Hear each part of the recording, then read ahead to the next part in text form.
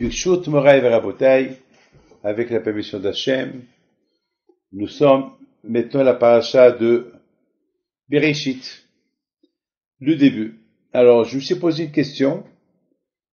Quelle est la raison pourquoi la paracha de Bereshit, elle commence tout de suite après la fête de Simchat Torah?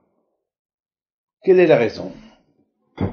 Je sais pas, et d'ailleurs, même Rashi pose cette question. Rashi, il dit, pourquoi la Torah, elle commence avec la création du monde?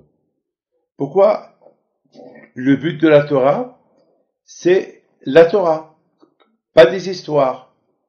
Alors pourquoi la Torah, elle commence avec Bereshit? C'est ce que, d'ailleurs, la première mitzvah que Hachem nous a donnée, c'est Bekat HaChodesh. Lorsque les Israël étaient en Égypte, HaKadosh Baruch Hu, il a donné aux Bnei Israël, il leur a dit, voilà, tous les fêtes juifs, ils commencent, le calcul des fêtes juifs, ça commence par Rosh Chodesh. C'est-à-dire que, on commence Rosh Chodesh Nissan, et le 15 Nissan, c'est la fête. À l'époque, il n'y avait pas de date. À l'époque, il n'y avait pas de date. Il a fallu que Hachem dit à Moshe Rabbeinu, Moshe, lorsque tu vois dans le ciel comme un croissant, c'est Rosh Chodesh. Et à partir de là, on commence à calculer les jours. Donc, calculer 15 jours et c'est Pessah. Donc ça, c'est la première mitzvah que je nous a donné, c'est Bekat HaChodesh. Alors, Rashi pose une question, c'est Rabbeinu Yitzhak alav Shalom, il dit, pourquoi la Torah ne commence pas par la mitzvah de Bekat HaChodesh? C'est ça le but de la Torah. Et pourquoi la Torah elle commence par la création du monde? Alors Rashi donne une réponse. Rashi dit que c'est important pour le monde de savoir que c'est Hachem le créateur, que c'est Hachem qui a créé le monde, et que Hachem, c'est lui qui a...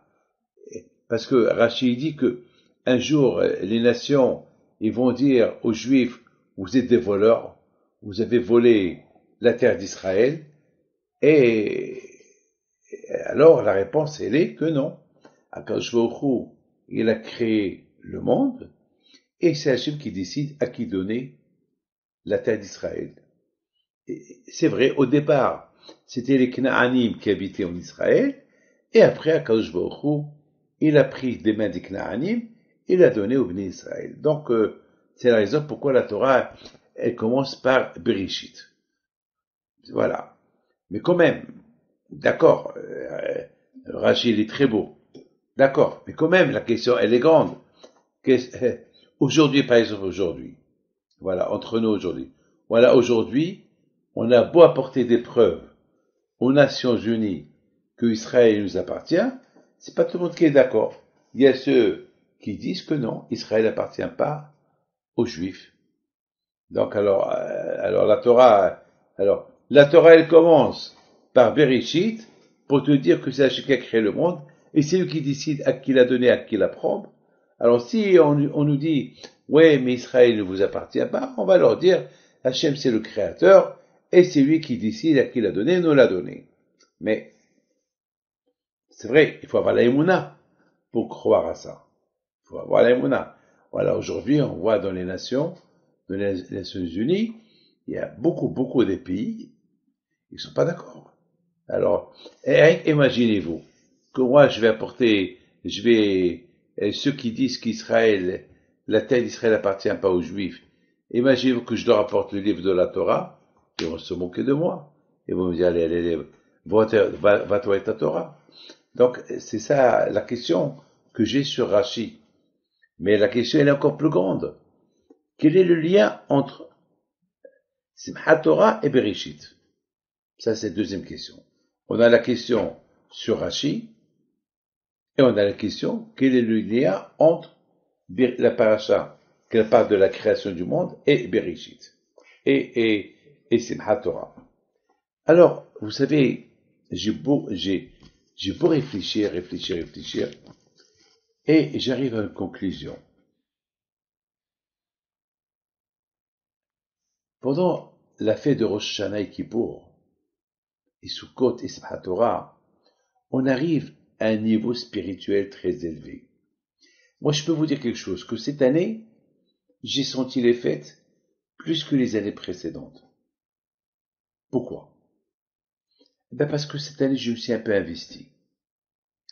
Vous savez, lorsqu'on s'investit à comprendre quelque chose, on la comprend davantage. Prenons l'exemple d'une Gemara. C'est dur de comprendre la Gemara. On va prendre un livre de Torah. C'est pas facile de comprendre un livre de Torah. Mais, pour bien le comprendre, il faut s'investir. Vous savez, David Amelech, il dit, j'aime la Torah. Vous savez, aimer la Torah, c'est facile à le dire. Mais, quand est-ce qu'on peut dire que, Bémet, j'aime la Torah? Lorsqu'on passe à la pratique. On la pratique bien. On la pratique comme il faut. Shabbat, c'est Shabbat. Le respect de la prière, c'est le respect de la prière. Mais si, même Shabbat, on le sent pas. Et la prière, on l'a fait comme ci, comme ça. Donc, il manque quelque chose. Donc, il n'y a pas d'amour. Vous savez, lorsque quelqu'un il aime sa femme, parce que sa femme lui dit de faire, il le fait. Et voilà. Même s'il n'a pas les moyens, il va tout faire pour faire plaisir à sa femme. Parce qu'il aime sa femme. Eh ben, là aussi, si vraiment on aime Akadosh Baruch Hu, on veut faire plaisir à Akadosh Baruch Hu, alors on a des moyens. On a des moyens. Alors maintenant, les fêtes, tout le monde fait les fêtes. Tout le monde fait Rosh Hashanah, tout le monde fait Sukkot, tout le monde fait Pessah. Mais est-ce qu'on les sent? Est-ce qu'on les sent? C'est ça la question. Est-ce qu'on les sent? Est-ce que vraiment, parce que si vraiment on les sent, alors c'est une chose. Mais vraiment pour les sentir, il faut beaucoup s'investir et les faire comme que la Torah, elle veut qu'on les fait. Mais si on les fait par habitude, on se lève le matin, on fait la prière par habitude, on mange pas à la maison, on mange de la souka par habitude, on fait Pessah, on mange la galette à Pessah par habitude, on fait la souka par habitude, eh ben, on va à la synagogue à Rosh Hashanah pour écouter le shofar par habitude, on va jeûner par habitude, on va même peut-être dire, on va perdre un peu des kilos. Donc c'est tout par habitude, il n'y a pas ce qu'on appelle s'investir pour aimer ce que tu fais. Lorsqu'on aime l'argent, on va s'investir pour gagner beaucoup d'argent. Voilà, il y a quelqu'un qui voulait vraiment une voiture, une très belle voiture. Et un jour, je vois que il vient chez moi pour la bracha. Il a dit qu'il a acheté la voiture. Je lui ai dit, comment tu as réussi à la faire? Il m'a dit, il y a 4 ans qu'il ramasse l'argent. Il s'est privé des costumes. Il s'est privé de tout pour se faire payer une voiture. Il a dit, maintenant, j'y arrivé. Je suis satisfait. Mais maintenant, la question que je lui ai posée, est-ce que ça fait combien de temps que tu as la voiture? Il me dit, maintenant, ça fait un mois que j'ai la voiture, bon, Hachem. Je lui dis, est-ce que maintenant, tu es heureux de ta voiture comme tu étais heureux le premier jour que tu l'as achetée? Il me dit, non, Rabbi David, c'est vrai. Le premier jour, j'étais excité, j'étais heureux, j'étais content, Maintenant, ça y est, je me suis habitué. Mes amis, c'est ça aussi, les fêtes. Les fêtes, on peut s'habituer. On peut les faire par habitude. On peut même mettre les tefilines le matin par habitude. On peut être juif par habitude. Ouais, voilà. Et c'est la raison pourquoi la Torah est dit Bereshit au début. Ça veut dire il faut tourner la page. Ça veut dire il faut maintenant que tu appliques sur toi tout ce que tu as acquis pendant le mois d'Elul, pendant Rosh Hashanah, pendant Kippour et pendant Sukkot, Simchat Torah, tout le côté spirituel que tu as acquis. Maintenant il faut l'avoir en toi. Il faut que tu commences avec ça. Un début. C'est comme quelqu'un qui apprend à piloter un avion. Et voilà. Maintenant, il passe. Il pilote. Il s'envole. Voilà. Il a réussi. Voilà. Il s'envole. Ça veut dire que il faut qu'on démarre La paracha de Bereshit, elle nous apprend un démarrage. On démarre dans la vie. Une page qui est tournée, et maintenant on démarre à nouveau avec tout ce qu'on a acquis pendant cette belle fête-là de Rosh Hashanah, Kippour, Sukkot et Simchat Torah. Mes amis, je voudrais vous dire quelque chose. Après les fêtes, on sent un peu de... Moi, personnellement, je parle pour moi. Quand même, après un mois, presque un mois et demi, parce que le mois de Elul, c'est un mois de préparation. On fait l'Islehot, et on se prépare pour Rosh Hashanah. Donc vraiment, c'est presque un mois et 3 semaines. Hein. Presque un mois et 21 jours de fête. Et le mois d'Elul, le mois de préparation. Et Rosh Hashanah qui pour Sukkot, Simchat Torah, c'est 21 jours ou 22 jours. C'est quand même, c'est énorme. C'est énorme. Et après les fêtes, on se sent un peu vide. On se sent vide. C'est comme, vous savez à quoi ça ressemble?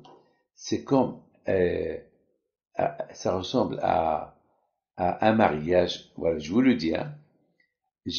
Grâce à Dieu, j'ai marié mes 7 enfants et j'essaie d'imaginer le début du mariage, que lorsqu'on rentre à la salle, on voit un monde fou dans la salle, et tout le monde qui danse, et tout le monde ils sont heureux de nous voir, de voir le Hatan, la Kala, rentrer dans la salle, et vers la fin, une fois que tout le monde est parti, et je me retrouve, moi et ma femme, et mes enfants, seuls dans la salle, avec la boîte où il y a les cadeaux, la boîte où il y a les enveloppes. On sent un vide. Il y a un vide.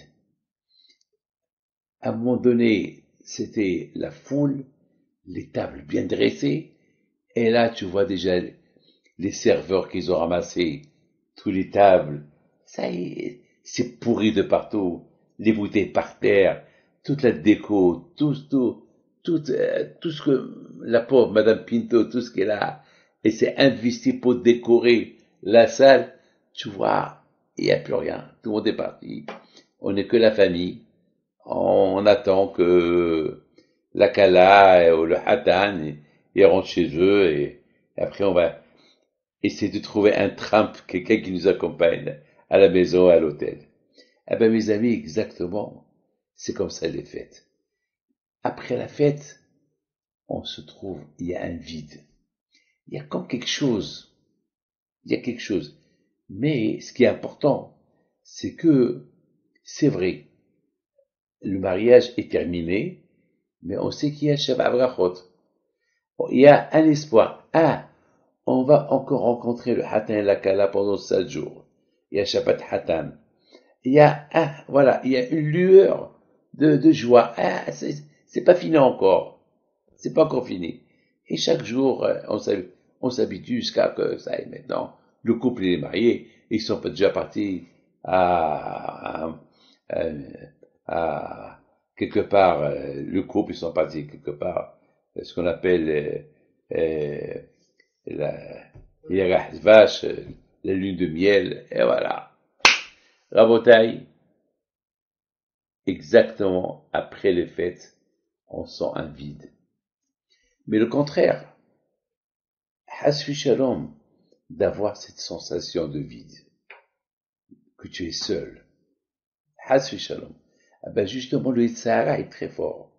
Le Yitzhara, après la fête, il essaie de nous dire, aïe aïe aïe, allez, les bons moments où tu te trouvais, maintenant ça y est, c'est fini. Allez, maintenant, allez. Il essaie le Yitzhara de nous avoir un peu dans les mains. Alors, à Hachamim, ils ont fait, est-ce que tout de suite, après Simchat Torah, on commence à lire la création du monde pour se renforcer dans la Emouna, pour ne pas tomber dans la détresse, pour ne pas tomber dans le piège de du Yitzhara. Le Yitzhara, il veut nous piéger après les fêtes. Il veut nous ralentir. Il veut nous refroidir de tout ce qu'on a acquis pendant ces beaux moments de Rosh Hashanah, Kippour, Sukkot, Simchat Torah, Hoshana Rabbah. Aïe, aïe, aïe, tout ce qu'on a acquis. Il essaie le Yitzhara de nous faire perdre cette émouna. Et tout de suite, on nous parle de la émouna, de la création du monde. Tout de suite, on nous parle de la émouna, de la création du monde. Pour se renforcer. Bereshit, Bara, Elohim, les dernières lettres de Bereshit, Bara, Elohim, Tav, Aleph, Mem, c'est Emet. Emet. Emet. Bereshit, Bara, Elohim, rachetez-vous les premières lettres, Bet, Bet, Aleph, Bereshit, Bara, Elohim, c'est la Gematria de 5. Bet, Bet, 2, 2, 1, 5. Les 5 livres de la Torah.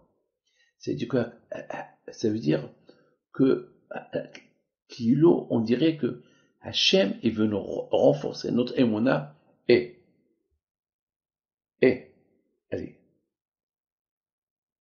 renforcez-vous avec la Torah, c'est du Emet. Bereshit bara Elohim. Hachem, il veut, vous savez qu'on dit que le Hotem, la signature de HaKadosh Baruch Hu, c'est le Emet. C'est la Torah. Découvrir Hachem, c'est la Torah. On a fait Simchat Torah hier, très bien. Alors maintenant, Bereshit bara Elohim. Allez, cette Simchat Torah, il faut pas qu'elle va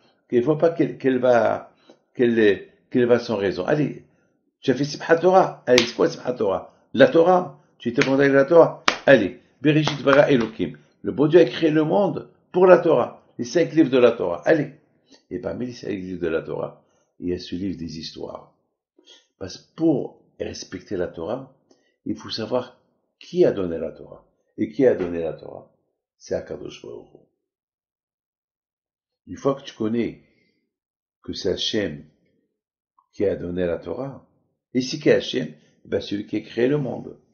Une fois que tu connais qu'il y a un créateur, là tu peux étudier la Torah. Et c'est la raison pourquoi la Torah, elle commence par la création du monde déjà. Et crois en celui qui a créé le monde pour que tu puisses croire dans sa Torah. Mais si tu ne crois pas, mais si c'est vrai que tu étudies la Torah sans savoir qui a Hachem, qui a créé le monde, donc ta émouna, elle est banale. Donc mes amis, après ces belles fêtes, là où on sent un peu le vide, elle vient la Torah nous dire le contraire, il n'y a pas de vide. Il n'y a pas de vide. Tu veux remplir, tu veux garder ce que tu as acquis pendant les fêtes, alors il y a la Torah. Il y a la Torah, il y a la émouna, se renforcer dans la émouna. C'est bizarre, hein, quand on parle de la création du monde, après ces belles fêtes. Après ces belles fêtes, on sait que c'est Hachem qui a créé le monde. Et à qui on a prié pendant la fête? À Hachem. À qui on a demandé pardon? À Hachem. À qui pour qui on a fait la souka? Pour Hachem. Alors, qu'est-ce que Hachem, il veut qu'on se renforce encore dans la émouna? Mais ça y est, on s'est le contraire, pendant ces fêtes, on s'est beaucoup renforcé dans la émouna. Alors pourquoi la Torah commence avec, au début, Dieu a créé le monde? Justement, parce que le Sahara est très fort.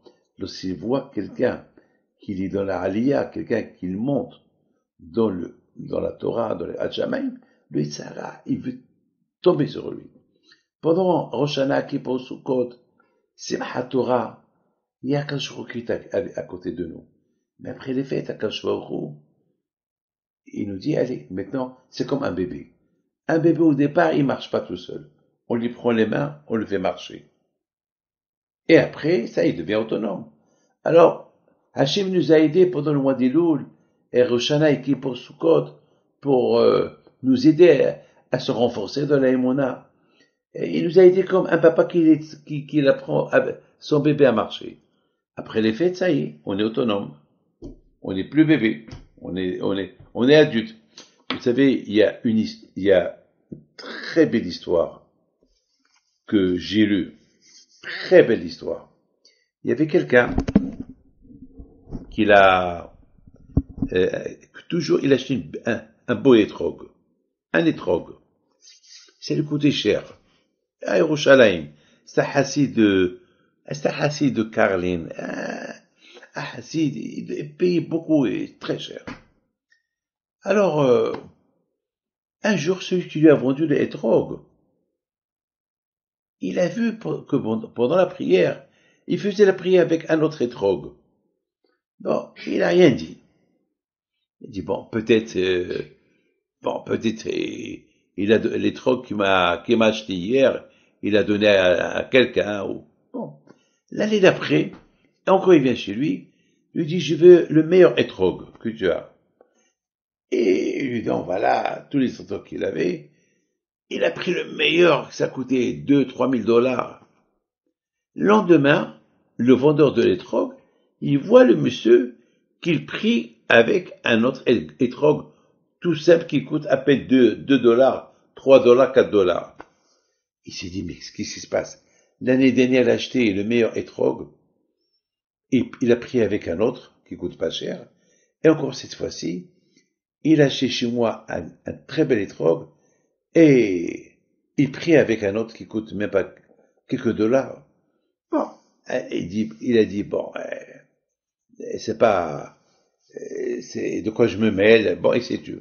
Mais la troisième année, il n'en pouvait plus. Alors, il va chez lui à la synagogue. Je dis, je t'en prie.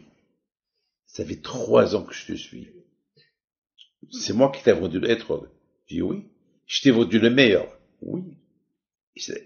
Et tu as payé un prix fort. Oui. Alors, ça fait 3 ans que je te vois acheter chez moi le meilleur hétrog, et d'ailleurs, je vous garde le meilleur hétrog parce que vous êtes mon meilleur client, et je vois que tu pries avec un autre. Il le regarde et lui dit, moi c'est un secret que je ne voulais pas le dire à personne. Et puisque tu as compris mon secret, alors j'ai pas le choix que de te dire la vérité. C'est quoi le hétrog? Le hétrog, c'est le symbole de la hanava. Là, c'est le cœur. Le cœur. Avoir un bon cœur. On prend le loulav, avec tout ce bouquet-là, le loulav, la harava, le hadas et le hétrog, on les met ensemble. Et on dit à Kadosh Baruch Hu Hashem, on veut te servir avec joie. On t'aime. On prie avec le loulav et le hétrog pendant la fête de Sukkot. Et c'est quoi la fête de Sukkot? Être anav, être humble. On quitte la maison et on mange dans la rue, dans une soukha. On quitte le confort et on rentre dans une soukha. C'est le symbole de la hanava, oui ou pas? C'est se renforcer dans la émouna. Alors il dit, tu sais, le plus important pour moi, c'est de servir le bon Dieu avec tout ce qu'il a fait pour moi. Il a pardonné mes fautes. J'ai l'émouna qu'il a pardonné mes fautes. J'ai l'émouna que je vais passer une bonne année. Et j'ai l'émouna que dans la soukha, Hachem est avec moi. Et les Shib, Aushpizin, Elaïn, et les invités d'honneur, Abraham, Yitzhak, Yaakov. J'ai l'émouna. Je suis heureux, je suis content. Et alors j'achète le meilleur hétrog. Parce que j'aime la mitzvah. Parce que le hétrog, c'est le cœur. Donc, de plus que le hétrog il est beau, alors le bon Dieu va m'aider à avoir un bon cœur. Alors maintenant, le problème il est, si je rentre à la synagogue avec ce hétrog-là, tout le monde va me dire, waouh, quel hétrog, waouh, quel hétrog, et je vais me sentir orgueilleux. Donc tout le but de Sukkot et tout le but de tous ces fêtes-là, je vais les perdre à cause de la gava, à cause d'un hétrog. Alors qu'est-ce que je fais? J'achète chez toi le hétrog. Le matin, je rentre dans ma soukha. Je fais la prière avec, entre moi et le bon Dieu. Il n'y a personne à qui je peux me vanter. Il n'y a personne, il n'y a que moi et Hachem. Et je fais bien ma prière. Et Et Baruch Hashem, c'est ça. C'est pour ça, c'est extraordinaire. J'ai trouvé cette histoire magnifique. Celui qui a compris, c'est quoi la fête c'est quoi ces fêtes-là? Tous ces fêtes-là, c'est de se sentir humble, petit, devant Akadosh Baruch. Le Admour Alexander Alav Shalom, il a dit une fois, de plus qu'on voit Hachem grand, on fait kavod Hachem, alors nous on se voit petit. Mais lorsque nous on se voit grand, alors on voit Hachem petit. Alors moi Hachem m'a donné des belles fêtes pour me sentir petit devant Hachem. Alors je vais être orgueilleux avec le etrog. Et c'est ça ce qui est important. Ce qui est important, c'est ça le but de ces fêtes. Le but de ces fêtes, c'est apprendre déjà combien être anav devant Hachem. Être anav. De quoi tu as pour être orgueilleux? Tu n'as rien fait. C'est Hachem le Baal Gava. L'orgueil, il appartient à Hachem. On dit Adonai Malach Geot Lavesh. L'orgueil, il appartient à Kadosh Baruch Hu. C'est lui qui a créé le monde. Qu'est-ce que tu as? Toi, un jour, tu es là, demain, tu meurs. Tu n'as rien du tout. Tu n'as rien du tout. C'est à Kadosh Baruch Hu, le Baal Habayit. Qu'est-ce que tu veux prendre? La Gemara dit que un orgueilleux, il peut pas être avec Akadosh Baruch Hu. Akadosh Baruch Hu, il dit, ou toi ou moi. On peut pas cohabiter ensemble. Hachem, il peut pas supporter un Baal Gava, un orgueilleux. Et tous ces fêtes-là, de Rosh Hashanah, Kippour, Sukkot et Simchat Torah, c'est d'arriver à être humble devant Hachem. Et c'est qui est le vrai humble? Celui qui respecte la Torah. Celui qui se diminue, qui se sent petit devant la Torah. On voit dans la paracha de cette semaine, du Bereshit, c'est écrit, Naase Adam Betsalmeno. Regardez la anava de Akadosh Baruch Hu. Akadosh Baruch Hu, une fois qu'il a créé le monde, le 6e jour, il dit au Malachim, Naase Adam, on va faire un homme. Comment on va faire un homme? Et Akadosh Baruch Hu, nos sages ils disent que Hachem il a consulté le Malachim. Il dit au Malachim, Naase Adam, on va créer un homme. Mais les Malachim lui ont dit, Hachem, tu n'as pas besoin de créer l'homme. Que tu as créé un homme pour qu'il parle. Le seul qui parle, c'est toi.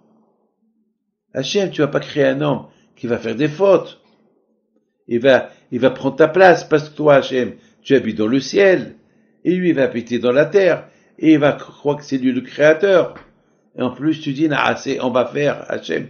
Et d'autre côté, mais Hachem, qui peut te dire quoi faire, quoi ne pas faire? Et de là, on apprend la Hanava de Akadosh Baruch Hu.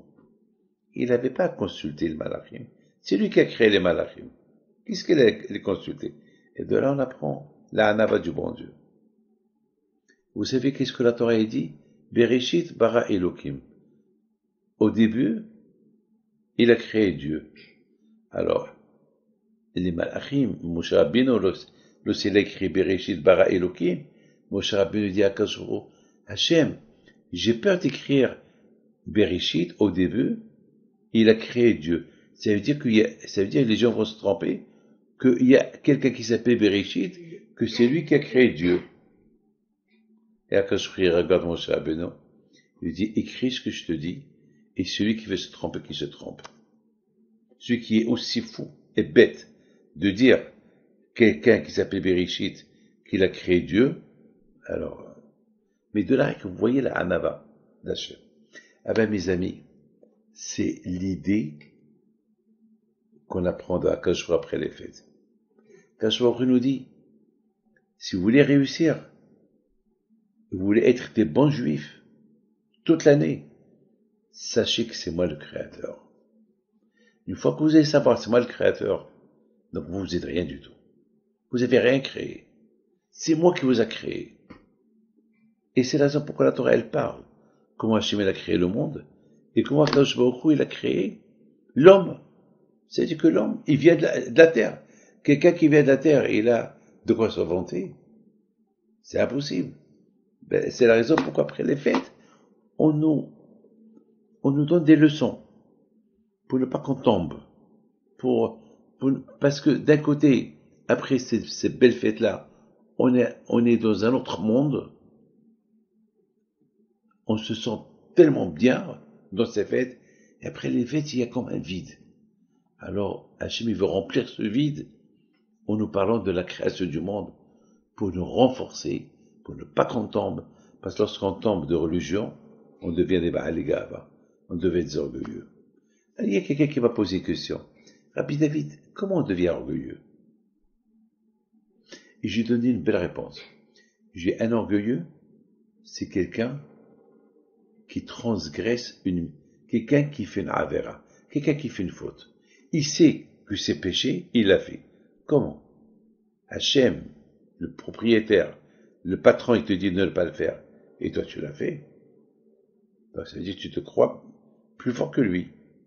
Regardez comment l'orgueil, il commence.